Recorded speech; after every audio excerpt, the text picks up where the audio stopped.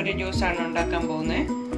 ഞാൻ ഇതുപോലെ ഈ മുന്തിരിങ്ങയെല്ലാം നല്ലതുപോലെ ഒന്ന് 1 മണിക്കൂർ വിനാഗിരി ഉപ്പും ഒക്കെ ഒന്നിട്ട് ഇളക്കി കഴുകി വെള്ളം ഒഴിച്ച് വെച്ച് കഴുകിയെടുത്ത് ഓരോരോ മുന്തിരിങ്ങ എടുത്ത് നമ്മളിങ്ങനെ ഒന്ന് കഴുകിയെടുക്കണം. ഇവിടെ മുന്തിരിയുടെ കൊലയിലൊക്കെ ഈ പെസ്റ്റിസൈഡ് അടിച്ചൊക്കെ ഇരിക്കും. അത് കാരണം നമ്മൾ ഓരോരോ മുന്തിരി എടുത്ത് കഴുകി റെഡിയാക്കി വെച്ചിരിക്കുന്നതാണ്. ഇതൊരു 1/2 കിലോ മുന്തിരിയുണ്ട്. അതിന് ഞാനൊരു 1/2 കപ്പ് പഞ്ചസാരയാണ് എടുത്തിരിക്കുന്നത്. ഒരുപാട് പുളിയുള്ള മുന്തിരിയാണെങ്കിൽ നമുക്ക് അതനുസരിച്ച് പഞ്ചസാര കൂടുതൽ ചേർക്കുകയാണെങ്കിൽ കുഴപ്പമില്ല.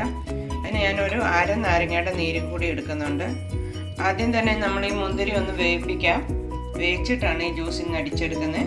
നേരെ വെള്ളം ഒഴിച്ചിട്ട് നമ്മൾ ഗ്യാസിൽ വെച്ച് ഈ മുന്തിരി ഒന്ന് വേവിപ്പിച്ചെടുക്കാം. മുന്തിരി ഇതുപോലെ നല്ലപോലെ നേരൊക്കെ വെള്ളം ഒഴിച്ച് ഗ്യാസിൽ ഇപ്പം വെച്ചിരിക്കുകയാണ്.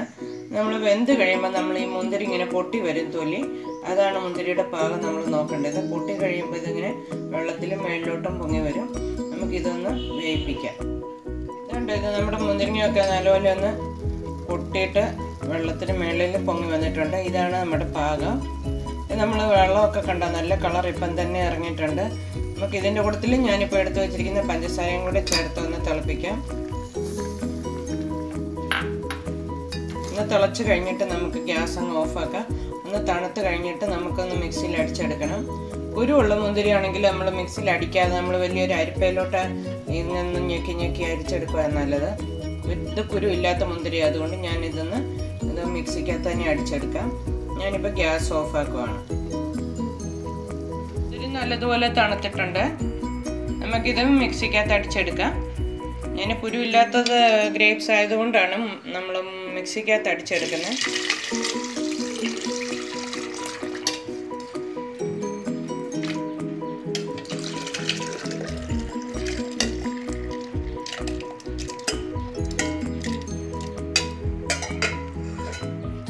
ഇത് നല്ലതുപോലെ അരിഞ്ഞെടുത്തിട്ടുണ്ട്. ഇത് കണ്ടോ, നമുക്കൊരു അരിപ്പ വെച്ചിട്ട് നല്ലപോലെ അരിച്ചെടുക്കാം.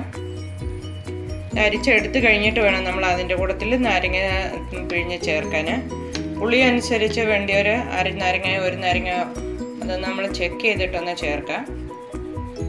നമ്മളിങ്ങനെ ഈ വേപ്പിച്ചിട്ട് മുന്തിരി ജ്യൂസ് ഉണ്ടാക്കുമ്പോൾ നല്ലൊരു ടേസ്റ്റാണ്. സാധാരണ ഫ്രഷായിട്ട് അടിക്കുന്നതിനേക്കാൾ ഒരു പ്രാവശ്യം എല്ലാവരും ഇങ്ങനെ ഒന്ന് ചെയ്ത് നോക്കിയാൽ നല്ല ഇഷ്ടപ്പെടും. ഇതൊന്ന് അരിച്ചെടുക്കാം. ഇപ്പം നല്ലതുപോലെ ഞാൻ അരിച്ചെടുത്തിട്ടുണ്ട്. നമ്മൾ തവി വെച്ച് നല്ലപോലെ ഇതിൻ്റെ ജ്യൂസ് എല്ലാം അങ്ങോട്ട് എടുക്കണം.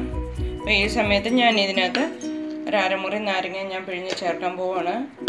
ഒരുപാട് പുളിയുള്ള മുന്തിരിയാണെങ്കിൽ അതനുസരിച്ച് നമ്മൾ ചേർക്കണം. ഒന്ന് ടേസ്റ്റ് ചെയ്ത് നോക്കിയിട്ട് ഈ സമയത്ത് പഞ്ചസാരയും നമുക്ക് ടേസ്റ്റ് ഒന്ന് എല്ലാവരും ഒന്ന് നോക്കിയിട്ട് വേണമെങ്കിൽ ആവശ്യമുണ്ടെങ്കിൽ കൂടുതൽ വേണമെങ്കിൽ ചേർക്കാം. അതുകൊണ്ട് ഇപ്പം നല്ല കളറായിട്ടുണ്ട്. ഞാനിതൊരു സെർവിങ് ഗ്ലാസ്സിലോട്ട് മാറ്റാം. മുന്തിരി വേപ്പിച്ചിട്ടുള്ള ജ്യൂസ് നല്ല റെഡി ആയിട്ടുണ്ട്. വളരെ ടേസ്റ്റിയാണ്. എല്ലാവരും ഈ പ്രാവശ്യം ഇങ്ങനെയൊന്ന് ഉണ്ടാക്കി നോക്കണം.